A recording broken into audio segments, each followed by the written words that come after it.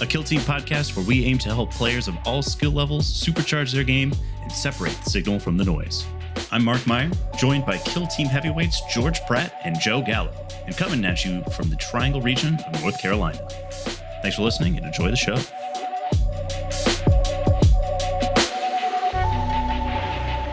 This is like the first episode. I figure we should probably just kind of jump into a little bit about what are we all doing here? Like, why are we here? Why do we love Kill Team? Joe, you want to just lead us off? Yeah, for sure. Yeah, I'm Joseph Gallo. You might know me as Nap Enjoyer on various Discords. I kind of hop around from team to team a lot, so I'm kind of around a lot. But I kind of got into Kill Team about a year and a half ago. And I've been playing pretty much every Tuesday since.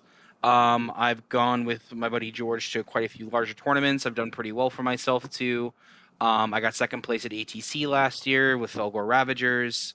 And I've been on Six-Sided Legion with Brett and folks on one of their episodes post that. But yeah, I'm pretty competitive with Kill Team. I'm a competitive person by nature. And one of the things I love most about Kill Team is that tactical nature of it. It scratches that XCOM itch that I love so much, but it's a tangible thing in my favorite fantasy setting, well, sci-fi fantasy setting of all time, which is Warhammer 40,000. So that would be me. Hell yeah. What are some teams that you really like to play? Do you have any favorite teams? Oh my God. So my top three teams right now for me are Nemesis Claw, Inquisition, and Blades of Khaine. And those are three very different teams, mind you, and scratch very different inches for me. Night Lords are my favorite Legion of all time. I played a ton of Legionnaire when I first got into the game, and that scratches that elite itch for me. Inquisition is just complicated as hell, and I love the complexity that team brings, not just from a roster perspective, but from a gameplay perspective. And each operative feels like a character in their own right, which is also something I really like. And then Blades of Khaine, I love my elves and I love Aspect Warriors, and they play very much like how Void Dancers kind of used to play.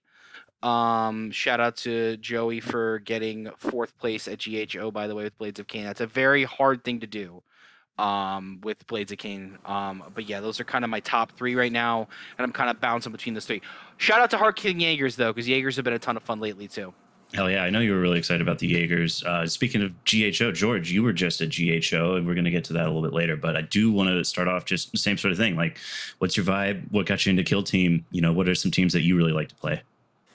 Yeah. So I'm George. Most people probably know me as Strom. I got into Kill Team in my head in 4th edition Warhammer 40k, where I played one game of Kill Team from that book, and then did not play again until this edition came out in 2021. And I've pretty much been playing since day one of this edition. I like the getting at the table, I like the tactile sensation of having pieces to move, and I like the social interaction with my opponent.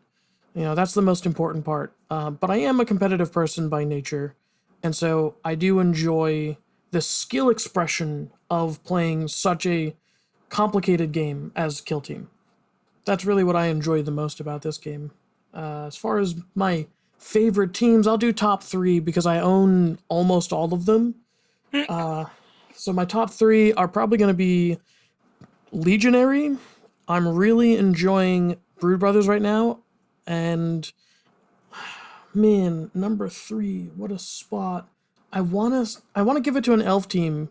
I think on paper, I really like Blades of Khaine, but I just had a really devastating win with Mandrakes where I felt terrible the entire way through, and I won by like 5 or 6 points, and I was like, oh, this is what elf players do. They win and then feel terrible about it because they're just getting blasted off the board.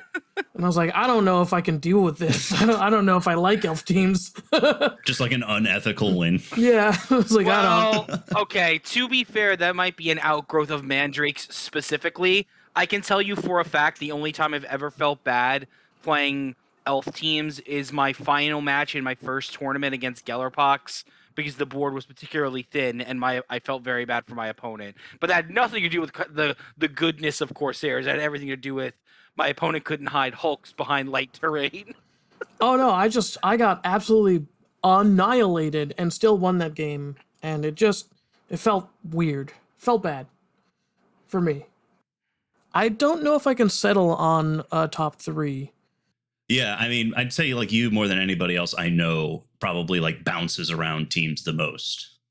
Yeah, it's a thing that is helpful after a certain point. Stick with a team when you first start playing so that you learn the game, then bounce around to a bunch of teams so you learn how melee works, you learn how shooting works, you learn how combined arms works, and then once you're done with that, stick with a team again to just be good.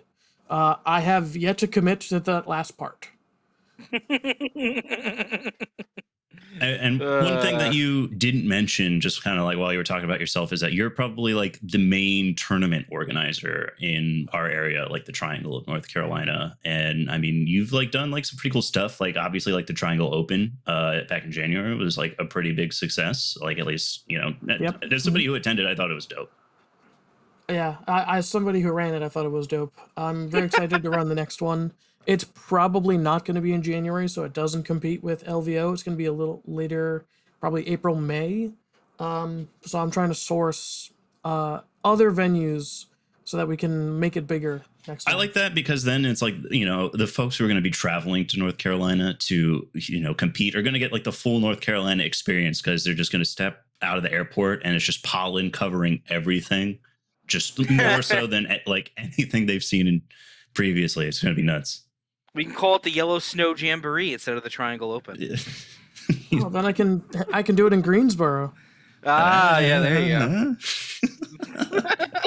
go. But as our lead for this episode, Mark, why don't you introduce yourself? Yeah, for sure. I've been sort of in Kill Team and the hobby for about a year and a half now. I got into it last February, March with the starter set. And I was really mostly interested in the idea of like, I want to play like D&D, but without all like your party walks into a bar kind of stuff, just kind of tabletop combat. And this is definitely sort of getting that. Like, I really like measuring stuff out on the table. And I mean, when I was growing up, I always loved like turn-based strategy games, like Final Fantasy Tactics Advanced. That was my junk. And I feel like I definitely get the vibe from Kill Team, like that's just sort of stuff I like to do, like that, Advanced Wars, those kinds of games.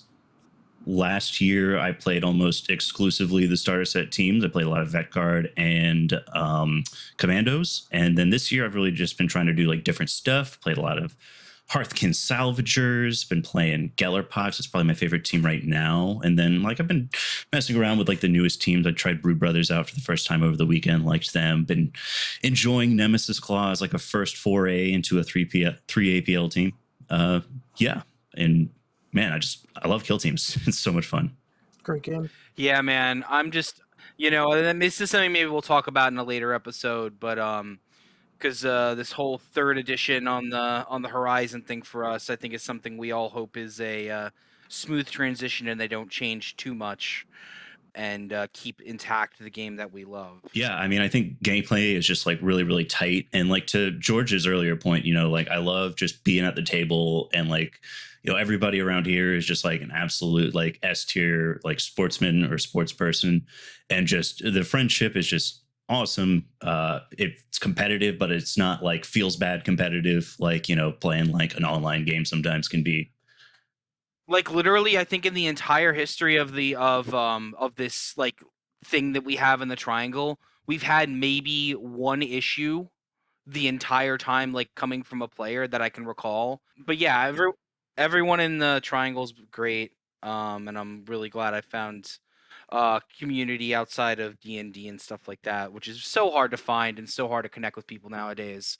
So if you are listening to this and you are in the Triangle area, Atomic Empire has a league every Tuesday, and we actually technically still have spots open. And I should point out that it is the Triangle in North Carolina. So if you're in the United States and you're around North Carolina, this is the Raleigh-Durham area. If you're not in North Carolina, you can probably don't do the league. I don't know if you'll be able to make that commute every week. But we will be doing monthly tournaments starting in August, every second Saturday. So if you are near-ish, then you've got options. What are you thinking for that first one? Are you gonna do something competitive? Or you gonna do something fun? We're just gonna do a normal tournament just to get back people into it. But I think the second one, we're gonna be doing a no roster compendium only tournament. Ooh, That's gonna be tight. That's spicy. That's real spicy. I like that a lot. Speaking of which, I know you two are doing Nova. Are either you doing the compendium tournament? I will not be. I'm actually gonna take a day to enjoy Nova because I've literally never done that. I've been to Nova like 3 times. I've never actually walked around Nova and be like, "What is this convention about?" That's a very fair point. Yeah, and that's my plan too. Is like I'm gonna be there like Wednesday, Thursday, and then on Friday do the team tournament, Saturday, Sunday GT. But like early, I just want to kind of like vibe, walk around, play like random games, junk like that. Yeah. Speaking of which, you're my teammate, Mark. Yeah, it's gonna be exciting. Like we did the team tournament in like at Atomic last year, and I really liked that. But that was just a 2-player team tournament. So excited to try the 3-player team. Yeah, and George, I was your teammate last year, and we did pretty okay, all things considered. Pretty okay. I think I had a winning record, but I think we did face a lot of really hard teams, including literally some of the best players in the world. Yeah, didn't we run into Orion's team again? No, If I remember. just once. But we did absolutely feed Mark French into Orion. So, that was the thing. Sheesh. Speaking of which, after we go over your GHO stuff, we can go over some Alexandria stuff too, because I think there's some fun stuff to talk about there as well. Yeah. Yeah, so I guess we'll get into it since you've been alluding to it. I just got back from the Goonhammer Open 2 over the weekend, where I... Gooners only. I mean, I plead the fifth. I ended the 2-day 5-round tournament with a record of 2 wins, 1 loss, and 2 ties. Wild. Yeah, all I did was tie on day 2. For me, this tournament was not a shot at getting the golden ticket. It was just a practice tournament for Brood Brothers for Nova. That's all this was for me. And frankly, I absolutely nailed everything I wanted out of this tournament. I learned a lot of how to play Brood Brothers. I also learned a lot of my personal failings when it comes to a competitive environment. Because there was a couple of things that I did that cost me games that had nothing to do with my team. Really? Yeah. Please expand. So my only loss was to 2nd place.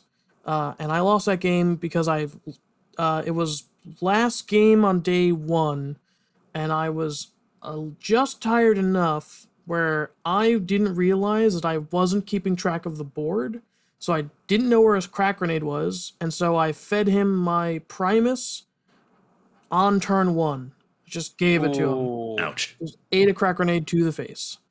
And then I just didn't step on a point in heavy cover where I could, and so I got my veteran shot off the board by a sniper that it didn't need to do. And so that game was it was tough to score points. It was against scouts.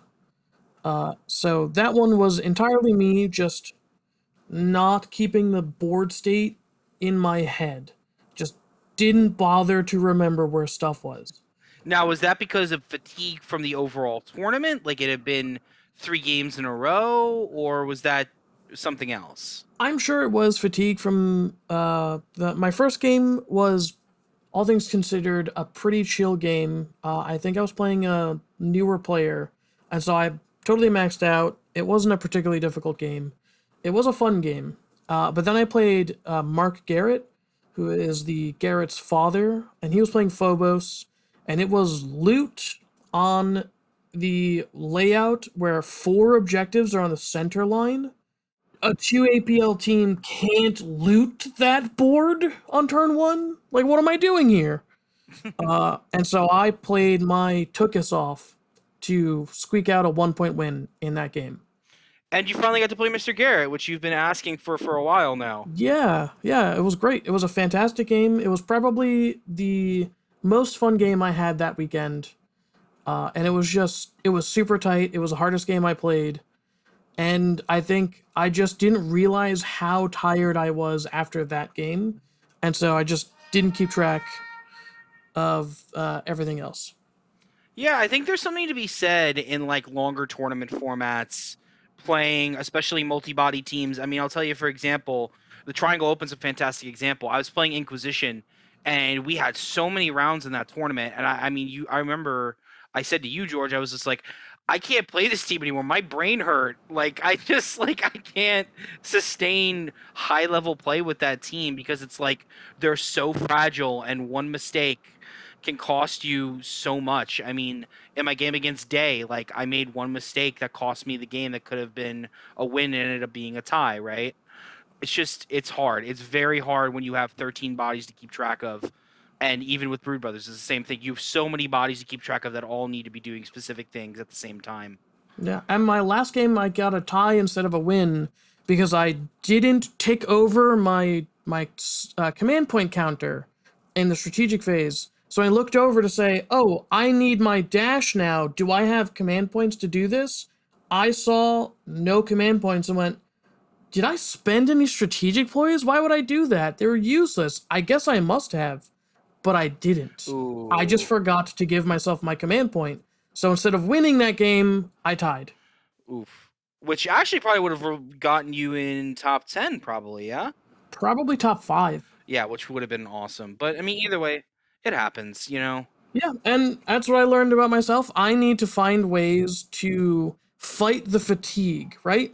And so, in addition to learning more about how Brood Brothers works, and I spent a lot of games taking the Magus. I didn't really get any action on the Primus because he ate a cracked sandwich. But I got a lot of experience with the Magus.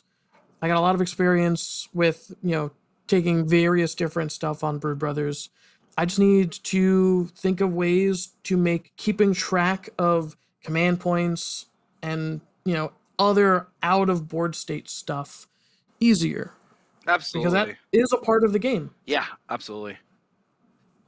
George, there's like two things that I really kind of want to dig into a little bit there. One of them is just kind of this whole idea of fighting that mental fatigue, because I feel like that is just a weakness that I have as a player too. And it's much more ethereal than just sort of like, oh, I'm trying to find a YouTube video on how to like get better with Gellerpox or something like this is just sort of like, a general concept. And I just kind of want to get a little bit more from you, like your early thoughts on like how to sort of deal with that. Yeah. So, I mean, the best way to fight fatigue while you're going into a tournament and stuff is just have more practice games in with the team so you don't have to think as hard. Just, play as many games as you can with the team, come to as many situations as you can, and so that you've created mental shortcuts in your head for, oh, I've been in a situation similar to this. I know how to handle this. I take this model and do this thing with it, right? Yeah. And so, like, I don't have that model in particular. I have this other model that's almost as good. So I'll do it with that model instead. And so you just make those mental shortcuts. And so that helps keep you fresh longer. But when you're not sticking with a particular team, so you don't have those mental shortcuts, I think a lot of it has to do with, I think it's the tools that you bring to the table with you to help keep track of stuff. Like I know some people use trackers to track their scores and their CP and stuff. I've been using dice because I like having the dice at the table. But I think what I'm gonna start doing is what Mr. Garrett does. Mr. Garrett, Mark Garrett, he, whenever at the start of every turn, he pulls out a piece of paper and a pencil, and he writes down the strategic ploys he uses. He writes down the strategic ploys I've used, and he does that to keep track of, how much CP is actually being used on the table per turn, and to know what buffs and stuff everyone has. And so he doesn't need to keep that mental space. He can just reference that, right? And so that's something you don't have to keep in your head. You can outsource that brain space onto a piece of paper. That's really smart. It's Yeah. really smart. Yeah. I like that a lot. I remember at the Triangle Open, the last player I played, Stefan, he did the same sort of thing where he had the notepad out, kept track of all of his resources on there, as well as the ploys and all that sort of stuff that's just like adding up to sort of create that mental load that's causing like mental fatigue over time, right? Yeah. So I think that's actually really awesome. I'm really glad that like that's allowed. So like to give you a bit of background for me, like competitive wise, I used to play a lot of competitive Yu-Gi-Oh, and one of the craziest things about that game is you're not allowed to keep a notepad with notes. What? Yes. What? The only thing you are allowed to track is your life points on a pad that they issue you. What kind of cheating can you do by taking notes? Are you card counting your opponent's deck? Here's the thing. Now, Yu-Gi-Oh has a history of cheaters in a lot of ways that like most card games have. But it's insane. It's one of those things that people look at me like I'm crazy when I say it, and I'm like, no, man, it's this is how they run their thing. So I'm really glad it's a thing that's allowed in Kill Team because it does let you keep track of stuff. And you can even do like dumb little things like remember this ploy does X, or make sure operative Y doesn't do Z, or you know what I mean? It allows you to keep track of stuff like that like you normally wouldn't like, or you might forget in the heat of a moment, particularly after like that's the other thing too. Like so for teams that don't really have rerolls, right? Or really like rely on not shitting the bed. So Legionnaire is a great example of that, right? Where every play needs to count and where every kill needs to count. On those particularly frustrating things where you do just a little bit of damage, you can't even do veterans for the long war. That tilting that can happen sometimes, especially if it's like a crucial game, and then it makes you forget other stuff, right? So Yeah. having access to that is just super super useful. Yeah, I think another thing is what you brought up is fighting tilt. Tilt is a great way to fatigue yourself mentally Very because you're true. just gonna hyper focus on this thing that bothered you, and there's no way to not be tilted except by getting tilted and learning what that feeling is so that you can learn to fight against it. And if you're a person who doesn't get tilted, which you don't exist, everyone gets tilted, you just might have a higher tolerance. Like, it's just a thing, it'll happen in a competitive setting. You just gotta fight against it, and you gotta learn, like, oh, I'm starting to get tilted, time to emotionally back off on this game. And then bring back that level head, that mental coolness. Yep, exactly. And honestly, my experience in Kill Team in general with sportsmanship has been very good from like all sides. No matter where I've gone, I've only had like a few, like very few games where my opponent has like not been helpful or has been like willfully malicious, in a tournament setting. So I think it's something we don't generally have to worry about in the community just because everyone is so great. But like in those scenarios where a lot's on the line, like for example a golden ticket, like for example in the GHO, I can't even imagine how high tension that game between Orion and Adrian was, right? Like it's two of the best players in the world, golden tickets on the line. It. It wasn't because Orion and Adrian already have golden tickets. And I believe they spoke with Travis and just split the prize money before the game even started. Oh wow. Okay. So they were just like, we both have golden tickets. There's no reason to like. They're just doing it for the practice for Nova and for Worlds. Yeah. And so they're like, we're just gonna have a solid practice game at at championship level performance Yeah. because they're championship level players. That actually bums But, actually bums me out that Joey was one off from getting a golden ticket.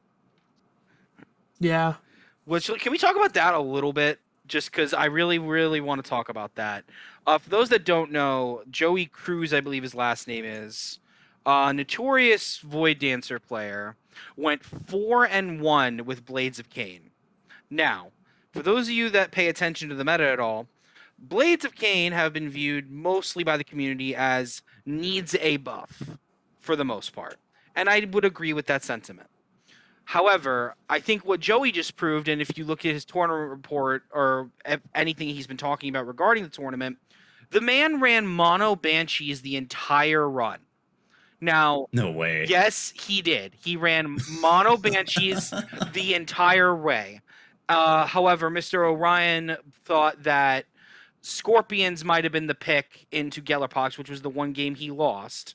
Now, I believe that Joey lost that game because it's Orion. Had it been literally anybody else, I think he might have won that game. And I believe specifically in talking with him, he said something to the effect of, "Oh, had I picked a different weapon, I would have won," which is a crazy statement to me, not only because it's Orion, but because it's Blades of Khaine against Gellerpox.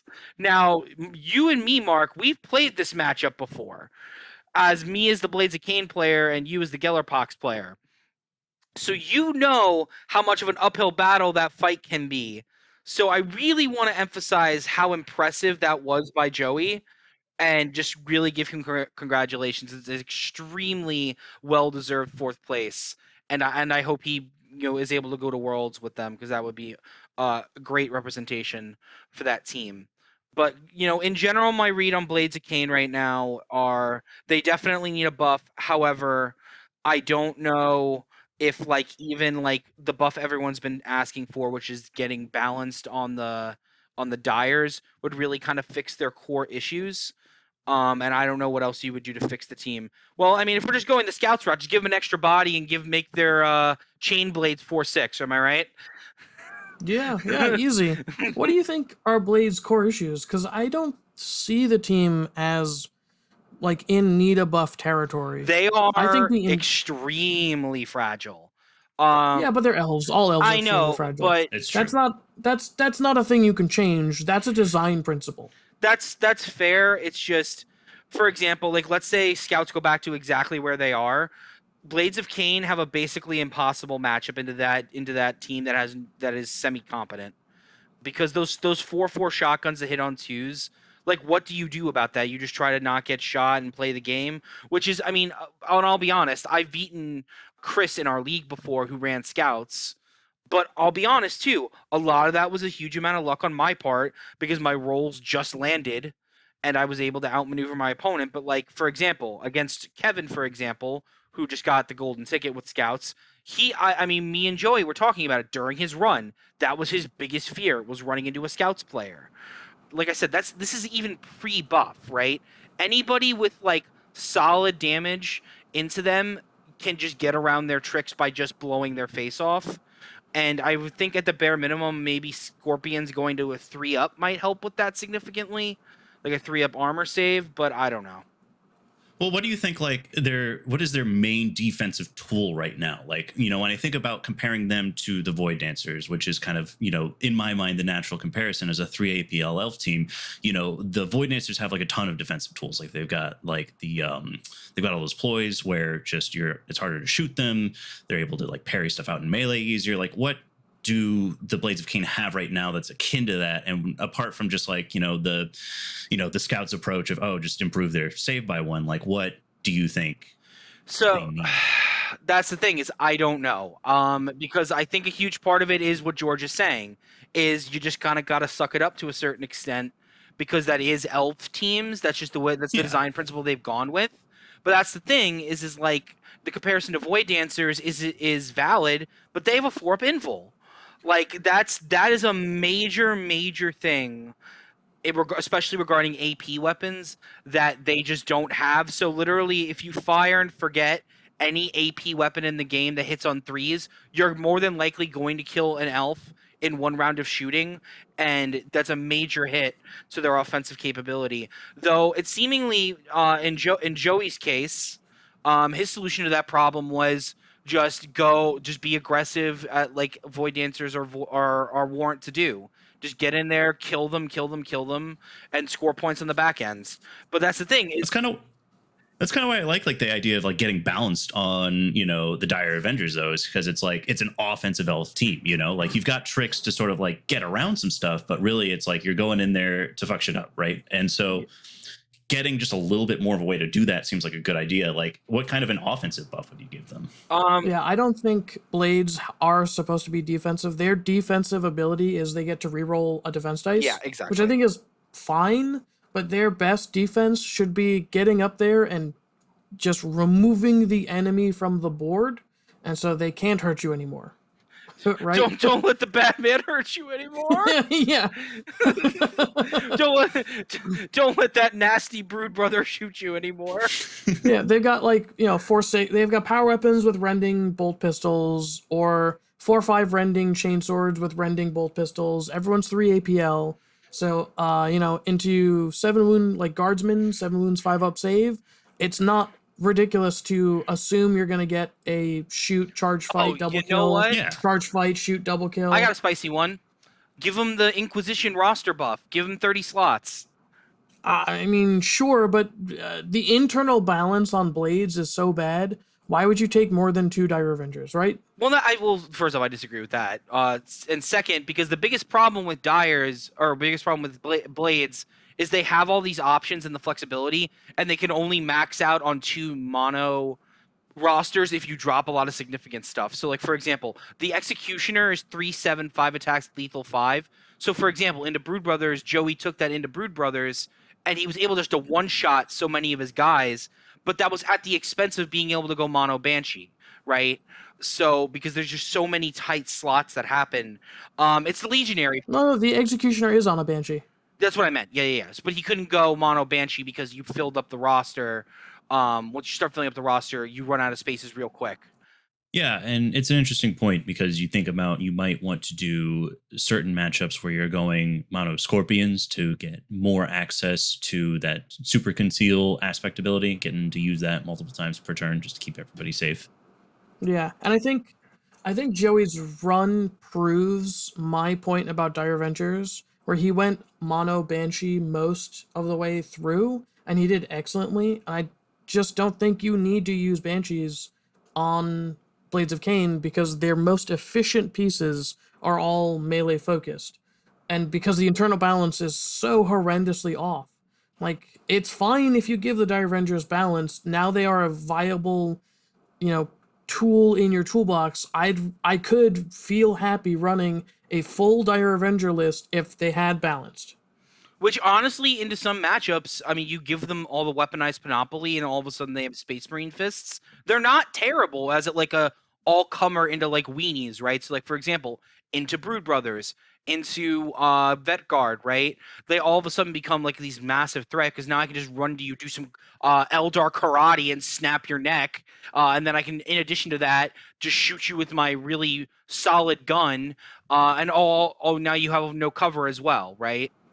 Yeah, and it's not so devastating as like Phobos because either Phobos are 6 body bolters, but everyone can shoot twice. On Blades of Khaine, you have 8 bodies. The leader shoots twice naturally, and you have to pay to have someone else to shoot twice.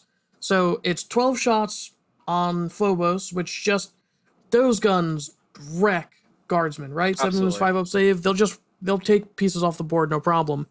And on current Dire Avengers without balanced, it's really just a toss up whether you're going to pick up a guardsman or not. Exactly. Because you have to spike, and without any rerolls, it's really hard to do that. Yeah, which is why, like, I mean, so for example, I took Blades of Khaine into Alexandria with you and my team along with Eddie, and I went, and over the weekend I went because me and you are psychotic, George, and not only did you do a tournament, as in run the tournament, you went to the tournament with me to play in the tournament the next day. We left immediately after, just as a favor to the Garretts. But Yeah. It's rock and roll, dude. it was great. I went 5-1-1 with them over that weekend.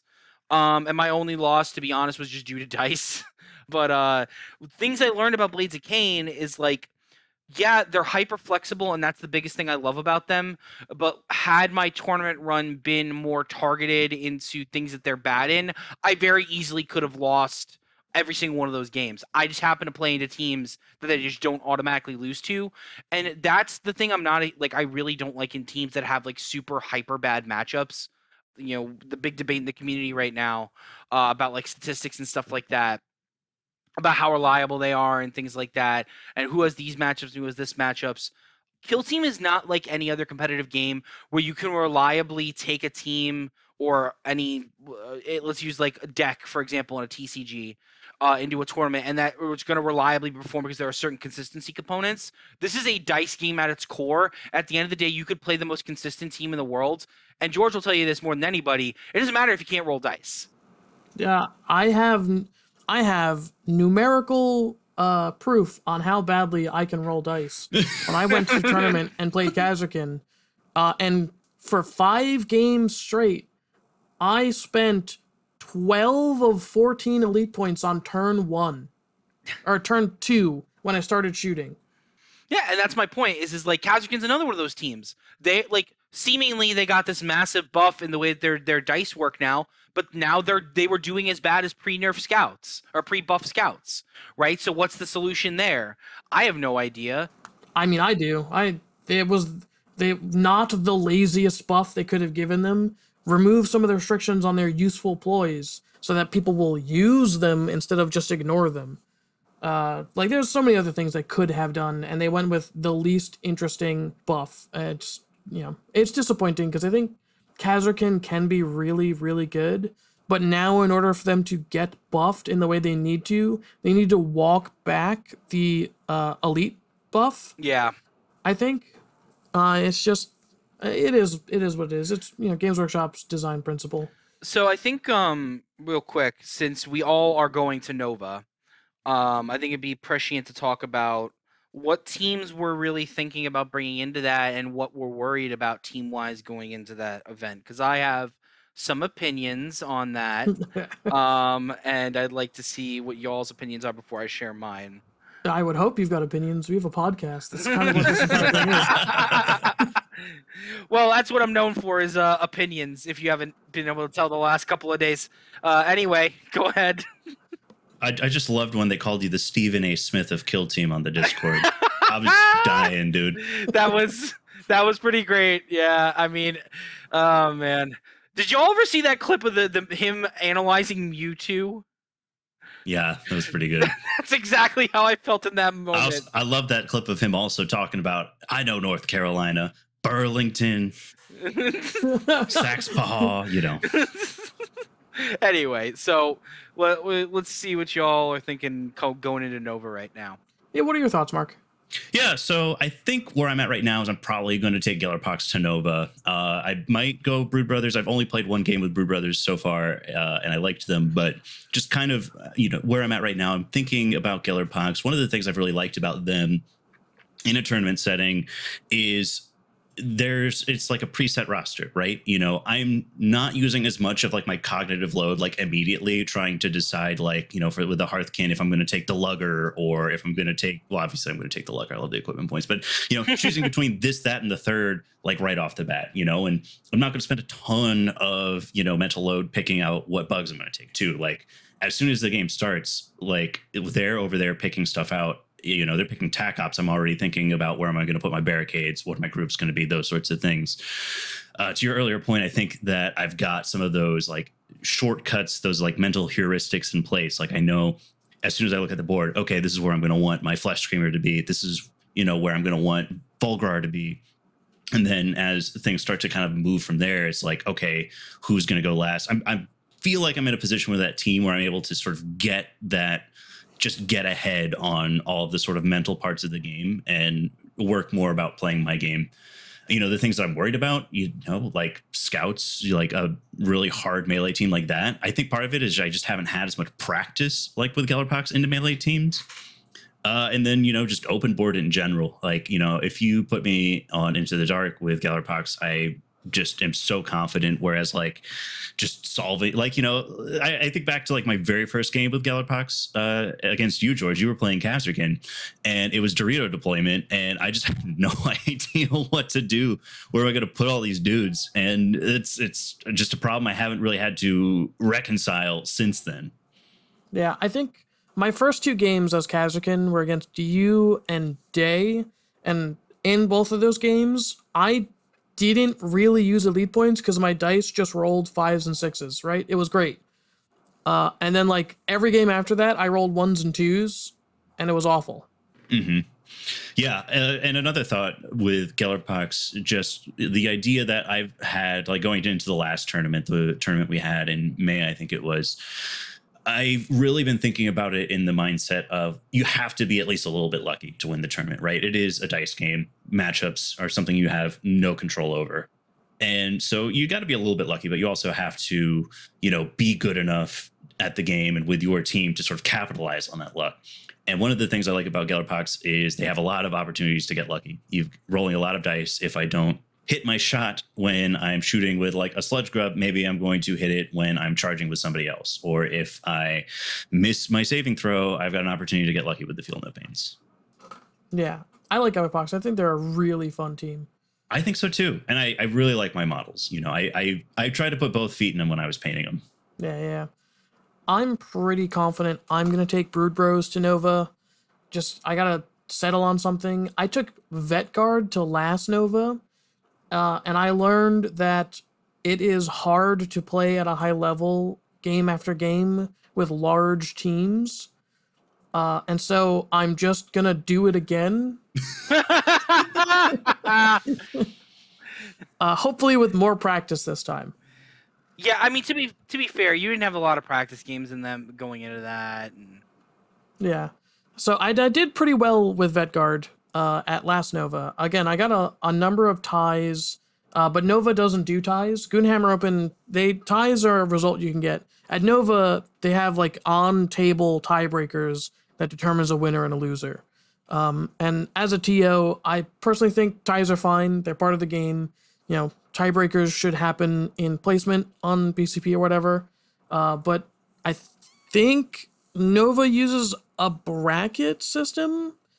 And if you use a bracket system, ties are the worst. Whatever, I get it. But if you're doing pods, or you're doing Swiss, just let ties happen. It's fine. But honestly, the way I feel about Brood Bros is the way they feel about Vet Guard is that they have no bad matchups, but they don't have a lot of great matchups.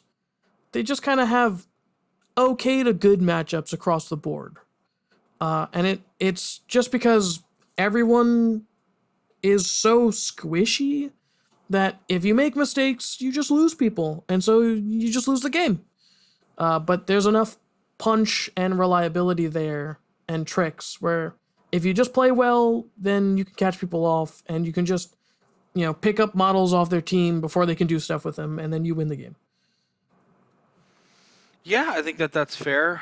For me, so I did my little pre-Nova poll I like to do occasionally in the chat, and I mostly just ignore it because I'm just curious where the community's at with those three teams, and it's become kind of a meme inside the community in and of itself. But whatever, who cares? I took a kind of look at all the teams I got on my shelf, which are actually within arm's reach right now that I'm looking at them, and I think I'm gonna go back to Nemesis Claw for a few reasons. I think Nemesis Claw has been overall performing better than I thought they would in overall tournament scenes. And I do think that elite teams, to a certain extent, take an even higher level of acumen to play than most other teams because they have so many inherent weaknesses as a six-body team. And Nemesis Claw even more so because they just don't have that defensive capability that Legionnaire does. And they're also not as good as doing the mission as Phobos does. But the big thing they have is literally one thing, and thy name is Vox Scream. Vox Scream is such a good ability that I am thoroughly convinced that every elite team that comes out from here on needs to have some variation of that ability to compete, which Phobos has a variation of that ability, but it's a little more restricted. But my point is that what it allows you to do is it allows you to avoid those turn 2 alpha strikes that so often cripple elite teams. And what it makes them do is it makes your opponent, a good opponent, I should say, set up multiple threats outside, because not only does it the turn if I win initiative, I'm killing you on the crackback. It's just going to happen. And then in addition to that, if you're trying to kill me on the crackback, I just point my finger and go no, and now that threat you've now set up, I am now also killing. And once that team starts to steamroll like that, that's when they win. I mean, there's a few other things, but I think Plus, I think they're the most reliable elite team. they are. Yeah. That's what I was literally about to say. They are 100%. Also, they're the funniest because, for example, they just don't lose to elites. like particularly Phobos, because that you get basically relentless on one guy each turning point because they're a Steptis Astartes in addition to being Imperium. So I point my heavy bolter at you and I go, "Oh, this is relentless now," or I point my plasma pistol at you and go, "Oh, this is relentless now," and you can wait until after the roll, which is really stupid. So there's that, and then I like a lot of their matchups into like the teams that you Yes. know, if you're just kind of making a guess about the meta, 2 months from now, where it's going to be like, I like them into Brood Brothers, I like them into Scouts. The D3 Bortles on charge, like you can just one shot a Brood Bro, if you get lucky, and like just having that little bit extra to like soften them up, against like a Scout or something like that, in combination with that ploy that gives you rerolls against people below full wounds. It's just great. Scouts are a stat check team, and Nemesis Claw goes, "Oh yeah, how about we have some more stats on your stats?" And that's how they take care of that matchup. Because once again, they are also considered Adeptus Astartes. So let's say you fuck up a roll, once again, you can get relentless on it to basically guarantee a kill on one scout per turn. Which, if you're killing multiple scouts per turn, you're gonna win that game. And I mean, for example, I think the most cracked model in that team is the Screecher. The Screecher is Screecher is so good. so good. It's not even funny, man. Hey, Mark, you want to regale the listeners with what your Screecher did to my Patriarch?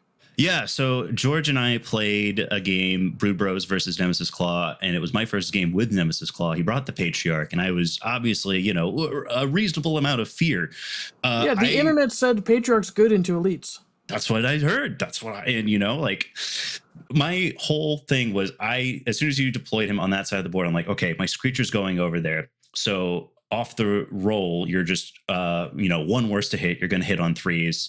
I gave him that item, I guess it's the flayed skin, to shut off your rerolls. Yep. And obviously, going up against the Patriarch, there's a pretty good chance you're going to die, but you're going to have a much greater chance if they're hitting on threes without relentless. And lo and behold, if you roll a bunch of ones and twos, you're going to lose to the Screecher. Guess what happened? I rolled a bunch of ones and twos.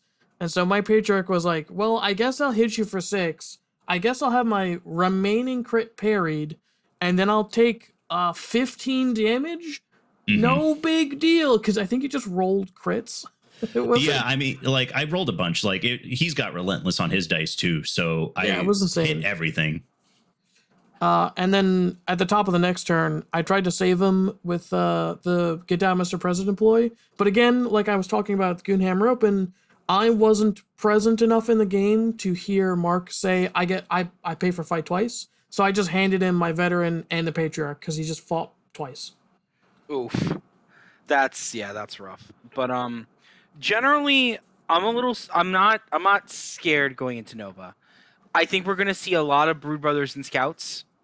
I really, really, really, really, really hope they do something about Scouts before Nova and just put them back. I don't think we're going to see a lot of Scouts. We saw a lot of Scouts at Goonhammer Open, and only one of them did well, and it was the guy who was playing Scouts well before they got their buff. And everyone else who took Scouts didn't do super hot.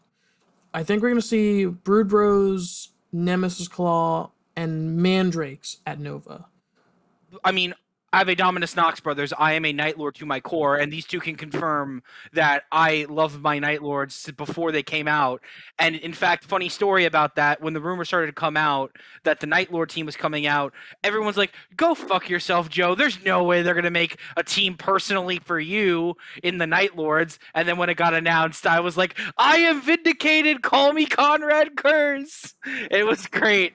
And I got pretty much 10 games in with them in the league, and I don't know, I was just starting to feel down on elites again, but I'm going to give them the whole country try again, and I think that they can break out the mold that elites have been trapped in for so long, hopefully. I'm of two minds on this, Joe, because on the one hand, I am really happy to see you playing Nemesis Claw because it is your team. When I think about what is your play style, it is 3 APL, but I am going to take this opportunity to roast you because I was the only one on Discord who in that vote to say, is Joe actually going to play the team? I said I think he's going to pick, and I want to say that the consensus was Hernken Jaegers. You were going to play Hernken Jaegers. No, it was Legionary. It was Legionary. Oh, okay. Well, so this is a little bit less egregious, but I just can't trust you anymore, dude. Yeah. I know. Look, go die as you live in midnight clad, Exactly. It's hard for me to pick because I get in my own head a lot, and George will tell you that's my biggest weakness as a player too, not only just outside the game but in the game as well. The minute that I'm like locked in and focused is when I start winning and when I stop caring what is in my own head about how I feel about things. Because that's the thing, you gotta understand. I've been playing elites, like I said, basically since I got into the game. And there's been so many games where I played with Legionnaire where I played perfectly, and it did not matter because I was playing an elite team. And like that is super frustrating to me as somebody who prides himself on being like the premier elite player outside of George in our community, that there are just certain things I can't overcome with my brain, and that's just frustrating as a player. So that's why I'll very often, even though my heart and soul is in my elite teams, because I literally have every elite team in the game currently sitting on my shelf, because I love Space Marines to my heart and soul. That's what got me into Warhammer to begin with. And I'm a Chaos boy to my core because I have Alpha Legion Phobos and Iron Warrior Legionaries. So it's where my heart's at next to like Aspect Warriors. But it's like it's hard for me as a competitive player when there are literally barricades that I feel like I can't jump sometimes. I mean, for example, if you hear Shane from Command Point talk about this a lot, because he played Legionnaire all throughout last season, and just hearing him talk about his blooded matchup, right? The only way he won his matchup into blooded in Nova, if I remember correctly, George, correct me if I'm wrong, was I think it was a few lucky rolls that really got him there. And I think he ended up winning the whole event, but he'll freely admit to you that that's an outlier, right? That not everyone can play at that level with elite teams. That's the thing, it's like with Blades of Khaine. You have to play perfectly, because once you start losing model, you really cannot afford to lose Marines turning point for 1 or 2. Maybe 1 or maybe 2 you can justify it if you're killing 2 models, and that's a giant maybe. But if you're rolling into turning point 3 with 5 to 6 Marines, you're probably going to win that game. And it's so hard to do with so many melter guns running around, so many plasma guns running around, 13 bodies as opposed to my 6. But once again, Nemesis Claw, if we roll hot on those prescience tokens, we can negate that a little bit. But once again, that's based on a fucking dice roll. So it's like... I've always... Because I played Legionary for quite a while. I've got a YouTube video about how to play Legionary as well. A very good one. And I took Legionary to New York Open 2. This was like at the height of the Elite Teams Are Dead discourse. And so there was only like 5 or 6 Legionary players and 5 or 6 Intercession players at New York Open 2 out of 40 players, right? So like fully half of the teams were elite teams. And I did play into Kazakin, and I beat them. I played into Hearthkin Salvagers, and I lost to them, who he ended up being 3rd. Like the only 2 games I lost there was into Hearthkin Salvagers, who was 3rd place, and into a Legionary mirror match against Can You Roll a Crit, who was 2nd place. I think that playing an elite team requires you to play so very differently than every other team in the game that if you don't really spend time getting into the mindset of turn 1, you can go 4-2 on turn 1 with elites very easily. That's a trap. You can go 3-3 very easily on turn 1 with elites. That's also usually a trap. Start going 2 points on turn 1, the 2 safest points, so that on turn 2, you can bait your opponent into being very aggressive on turn 1 with their movement. On turn 2, you can bait them into being a little more aggressive, and that way you can start killing your opponent without them really being able to stem the tide quick enough. And I think that's just the way that you have to play elites in this meta when so many teams can just be like, yeah, I've got a melta-gun, a plasma gun, a sniper that hits on twos, and dice fixing for days, right? You have to be super, super safe, and then you have to kill super, super hard so that the only people that you give them to kill are Marines that have already gone and done their thing, and that you can start killing them faster than they can, stop that bleeding. Yeah, I mean, to your point, like I played Mark French yesterday, and he's obviously playing Legionnaires right now, trying to learn the team, getting ready for Nova. He is a player that I think all of us know to be like a very aggressive and like kill focused player. And so he made like a bunch of really sick plays where he was like, it's like he's hopping over me checkers style with a relentless aggression, killing like, 2 dorks and like locking up a third. But then like these dudes are just kind of like hanging out, locked in combat, right next to my melta gunner and my plasma gunner. So, it's a balance, getting that aggression, knowing when to score points and stuff. I can sit here and talk with you guys all day about this. And just, one final thought from me as we're kind of wrapping up is that I'm really excited for Nova because it's going to be like my first like big sort of like national level tournament. But I'm also just excited, to be on the podcast, get the podcast going with you guys, because I personally feel like myself, I think I'm on the cusp of being like an excellent player, but just I need to keep the juices flowing. I need to learn more, and just having a chance to like talk about it is going to be like so helpful. Mark, you are our most improved player by far, and I'm always happy to see you do well. And you are definitely our best Gellerpox player and Hearthkin player in the community, and I've always told you that. Much love, brother. Any final thoughts from you guys? Nah, man, I'm super excited. I'm glad we finally did this. Hopefully this has something to offer the Kill Team community that's a bit different. Maybe I'm on the more competitive side. I don't know. I like the thing that George was talking about is like really kind of getting into like game recaps and sort of like talking through like the big plays of games. I'm really excited to get that kind of content out there. Yeah. As for my parting wisdom, don't drink and drive, and stay away from hard drugs. There, you heard it here first, folks. Unless you worship Slanesh. All right. Sweet, guys. Talk to you later. Yeah, All for right, sure. cool.